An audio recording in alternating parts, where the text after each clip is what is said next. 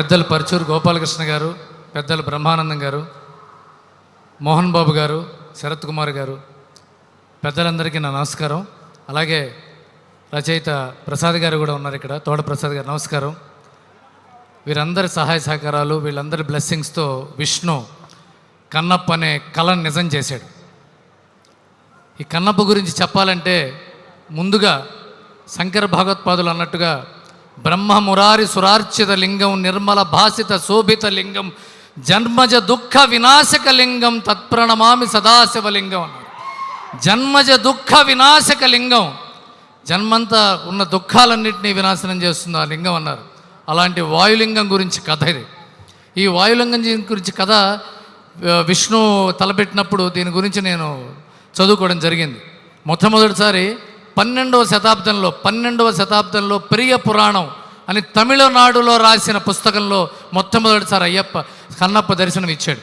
ఆ తర్వాత హరిహరుడు అనే కన్నడ కవి బసవ పురాణం అని కన్నడలో రాశాడు. ఆ తర్వాత 16వ శతాబ్దంలో ధూర్జటి మహానుభావుడు విష్ణుమూర్తికి పోతన ఎలాగో శివుడికి ధూర్జటి అలాగా, అలాంటి గొప్ప కవి గురించి బ్రహ్మానందం గారు చెప్తుంటే ఒళ్ళు పులకించిపోయింది, రోమాంచితమైంది. అలాంటి గొప్ప వక్త, అలాంటి గొప్ప వ్యక్తి మనకి సినిమా ఇండస్ట్రీలో ఉండటం మనం చేసుకున్న సౌభాగ్యం. ఇలాంటి వాళ్ళందరూ, గోపాలకృష్ణ గారు డాక్టరేట్, అలాంటి వ్యక్తి ఈ స్క్రిప్ట్ మీద సూపర్విజన్ చేస్తూ అణువణువున చంటి బిడ్డని చేతిలో పట్టుకు నడిపిస్తున్నట్టుగా విష్ణుబాబుని నడిపించుకుంటూ ఈ సినిమా చేశారు. నిజానికి మీ అందరికీ నిజాయితీగా నేను చెప్పాల్సిన విషయం ఏంటంటే, కన్నప్ప సినిమా విష్ణు చేస్తా అన్నప్పుడు, మోహన్ బాబు గారు నిర్మిస్తా అన్నప్పుడు నేను కొద్దిగా భయపడ్డాను, కొద్దిగా బాధపడ్డాను. ఎందుకు ఇంత ఖర్చు పెట్టి అవసరమా, ఇంత వాలటైల్ ఇండస్ట్రీలో ఎందుకంటే నాకు వాళ్ళంటే ఇష్టం, ప్రేమ, అభిమానంతో భయపడ్డా. అవసరమా అని. ఆ తర్వాత నాగేశ్వరరెడ్డి గారు, ఈశ్వర్రెడ్డి గారు రోజు చెప్పారు, లేదు బ్రహ్మాండంగా వస్తుంది అన్నారు. ఎంత బ్రహ్మాండంగా వస్తే మాత్రం ఏంటి సార్, ఏం బ్రహ్మాండంగా వస్తుంది అని నేను మళ్ళీ వాళ్ళతో ఆర్గ్యుమెంట్ చేశాను. నిజంగా చెప్తున్న విష్ణు, ఒక రోజున యాక్టర్ బ్రహ్మాజీ ఇక్కడ ఉన్నాడో లేదో తెలీదు, హైదరాబాద్ న్యూజిలాండ్ నుంచి ల్యాండ్ అయి చెప్పాడు, what a film, what a shooting అన్నాడు. ఏమైందన్నా, ముఖేష్ కుమార్ సింగ్ జీ ఆప్కే బారే మే బాత్ కర్ రహే హం, ఎక్స్ట్రాడినరీ సినిమా తీస్తున్నాడు విష్ణు, ఎక్స్ట్రీమ్లీ గ్రేట్ ఫిలిం చేస్తున్నారు అంటే. ఆ తర్వాత నేను మోహన్ బాబు గారితో కలిసి నేను చెప్పా, బాగా వస్తుంది సార్ అని. ఒకసారి సినిమా చూస్తావా అని అడిగాడు ఆయన. చూస్తాను సార్ అన్న. మీరు నమ్మండి, మోహన్ బాబు గారు నన్ను చేతిలో పట్టుకుని కూర్చోబెట్టి థియేటర్లో పైకి వెళ్ళిపోయి సినిమా చూసి పైకి రా అన్నాడు ఆయన. ఫస్ట్ హాఫ్ చూడంగానే నేను ఒళ్ళు జలధరించింది. ఏంటిది, వాట్ ఈస్ దిస్, ఇంత గ్రేట్ ఫిలిం తీస్తారంటే వీళ్ళు అని చెప్పి. సార్ అది ఎక్స్ట్రాడినరీగా ఉంది sir cinema, extremely good film అంటే. ఇది పైగా ఇది ఫస్ట్ కట్, ఇది యాంథోనీ సార్ చేసిన ఫస్ట్ కట్. దీని తర్వాత మిగతాది సీజీలు వస్తాయి, మ్యూజిక్ వస్తుంది, తర్వాత చాలా వస్తుందంటే when I'm going to watch the second half అన్నా. నాకేమో ప్రభాసం చూడాలని కూడా కోరుకుంది.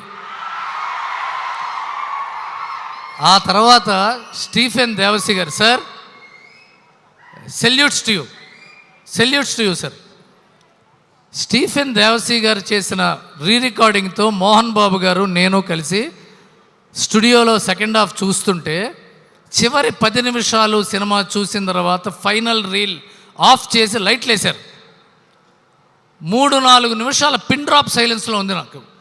నేను వెళ్ళి ఎలా చెప్పాలి నా ఆనందాన్ని అని లేచి వెనక్కి తిరిగి చూస్తే నా కళ్ళన్నీ ఆనందంతో ధార అయిపోయినాయి. చొక్కా తడిసిపోయింది. దిట్స్ నాట్ ఏ జోక్, అతిశయోక్తి అసలు కాదు. నేను మోహన్ బాబు గారి దగ్గరికి వెళ్ళి ఆయన చేతులు పట్టుకోవాలా, కళ్ళు పట్టుకోవాలా అని తెలియక, ఆయన కూడా అలాంటి కన్నీళ్లతో లేచాడు. ఇద్దరం కౌగిలించుకున్నాం. సార్ విష్ణుకు ఫోన్ చేసి చెప్పాలని ఉంది సార్ ఈ ఆనందం అన్న, ఎక్కడో చెన్నైలో ఉన్నాడు అన్నాడు. నాకు ఎక్కడున్నా పర్వాలేదు సార్ అని చెప్పి ఫోన్ చేస్తే మీటింగ్లో ఉన్నాడు. 2 సార్లు 3 సార్లు 5 సార్లు చేశా ఫోను. 5వసారి ఎందుకు అర్జెంట్ ఏమో ఎత్తాడు. ఎత్తిన తర్వాత నాకు మాట్లాడడానికి మాటలు రావట్లా. ఏం మాట్లాడాలి, ఎలా ఉందని చెప్పాలి సినిమా, ఇంత అద్భుతంగా ఉందేంటి sir. I will promising you guys, interval తర్వాత 15వ నిమిషంలోనో 16వ నిమిషంలోనో రెబల్ స్టార్ ప్రభాస్